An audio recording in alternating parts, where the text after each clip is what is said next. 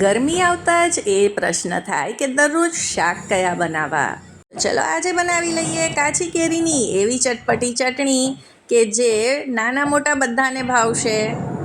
અને આ બનાવશો તો શાકની પણ જરૂર નહીં પડે. તો ચલો આજની આ એકદમ જ ઝટપટ રેસીપી શરૂ કરીએ. તેના માટે એક પેનમાં 2 ચમચી જેટલું તેલ મૂકીશું અને તેલ સહેજ ગરમ થાય એટલે તેમાં એક કાચી કેરીની આ રીતે મોટી 2 સ્લાઈસ મૂકી દઈશું. સાથે જ 1.5 ટમેટું લીધું છે, આ મીડિયમ સાઇઝના ટમેટાં છે, અને 1 તીખું લાલ મરચું લીધું છે, વચ્ચેથી આ રીતે તેને સ્લાઇસમાં કટ કર્યું છે. 6 થી 7 લસણની કળી ઉમેરીશું. જો લસણ ન ખાતા હો તો તેને સ્કીપ કરી શકો છો. હવે આને આપણે ઢાંકીને લગભગ 3 થી 4 મિનિટ માટે કૂક કરવાનું છે. તો 2 મિનિટ પછી આપણે જો ચેક કરીએ તો હજી આ ઉપરથી સોફ્ટ થયું હોય એવું નથી લાગતું, એટલે હજી બીજી 2 મિનિટ જેટલું આને કૂક કરીશું. ફ્લેમને ધીમી જ રાખી છે. જો વધારે ફાસ્ટ રાખીશું તો તે બળી જશે. હવે આપણે આને ફેરવી લઈએ. તો ટમેટાને ફેરવી લઈશું એટલે એ નીચેની સાઈડથી પણ સરસ રીતે શેકાઈ જાય અને કેરીને પણ.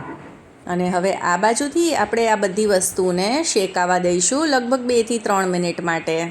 અને ઉનાળામાં બનાવી શકાય તેવી અઢળક રેસિપીસ છે મારી ચેનલ પર, જે તમે શાકની જગ્યાએ પણ બનાવી શકો છો. તો આ બધી રેસિપીસ જરૂરથી જોજો. ગરમીમાં શરીરને ઠંડક આપે તેવા ઘણા બધા ડ્રિંક્સની રેસિપીસ પણ છે, તે પણ ચેક કરજો. બીજી 2 થી 3 મિનિટ થઈ ગઈ છે અને હવે આ બધી જ વસ્તુઓ સરસ રીતે શેકાઈ ગઈ છે, સોફ્ટ થઈ ગઈ છે. તો હવે આ બધી જ વસ્તુને આપણે કાઢી લઈશું. આપણે આ બધી વસ્તુને લો ફ્લેમ ઉપર જ કૂક કરી છે એટલે તે જરા પણ બળી નથી ગઈ. હવે જો તમારે થોડુંક સ્મોકી ફ્લેવર ભાવતો હોય તમને, તો તમે મીડિયમ ફ્લેમ ઉપર આને થોડીક વાર હજી રાખશો ઢાંક્યા વગર, તો આ થોડુંક વધારે કૂક થશે. ઉપરથી થોડુંક બળી જાય તે રીતે એક લેયર આવી જશે. તો ત્યાં સુધી પણ તમે આને કૂક કરી શકો છો. હવે ટમેટાની છાલ કાઢી લીધી છે, તે આસાનીથી નીકળી જશે.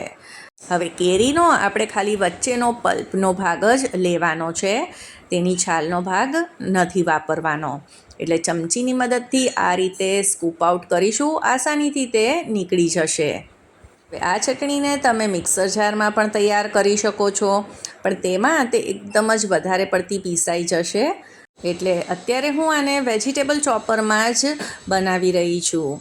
તમે તેને ખલમાં પણ પીસી શકો છો. તો હવે આપણે આમાં બધી જ વસ્તુને ઉમેરી દઈશું. સાથે જ એક નાની ડુંગળી પણ મીડિયમ સાઇઝમાં કટ કરીને ઉમેરી છે. થોડાક ફુદીનાના પાન હતા તે પણ એડ કર્યા છે. સાથે જ થોડી કોથમરીને પણ આ રીતે ડાળખા સાથે જ ઉમેરીશું. ડાળખાનો ટેસ્ટ સરસ આવશે. હવે થોડાક મસાલા પણ ઉમેરી જ દઈએ. 1 ચમચી ધાણા જીરું પાવડર, 1 ચમચી કાશ્મીરી લાલ મરચું પાવડર ઉમેર્યો છે, 1 ચમચી ચાટ મસાલો ઉમેરી દઈશું. સ્વાદ પ્રમાણે મીઠું એડ કરીશું. હવે આ ચટણીમાં તમે 1 ચમચી ખાંડ પણ ઉમેરી શકો છો, તેનાથી ખટમીઠો ટેસ્ટ આવશે. અમારા ઘરમાં તો ગળપણ વગર જ આ બધાને ભાવે છે, એટલે હું આમાં નથી ઉમેરી રહી. અડધા લીંબુનો રસ નીચવી દઈશું. અને હવે આ બધી જ વસ્તુને આપણે આ રીતે આમાં ચોપ કરી લઈશું. અને તમારી પાસે જો આ વેજીટેબલ ચોપર ન હોય તો તમે ખલમાં કે પછી ફૂડ પ્રોસેસરમાં પણ આને તૈયાર કરી શકો છો. અને આપણે આ રીતે આને દરદરી જ રાખવાની છે. આનાથી ટેસ્ટ ખૂબ જ સરસ આવશે.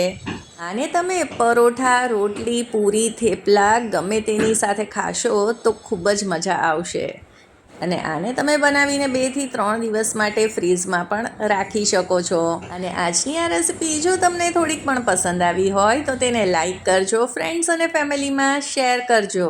અને ચાર્મીસ ગુજરાતી રસોઈને જરૂરથી સબસ્ક્રાઈબ કરજો. સૌને જય શ્રી કૃષ્ણ.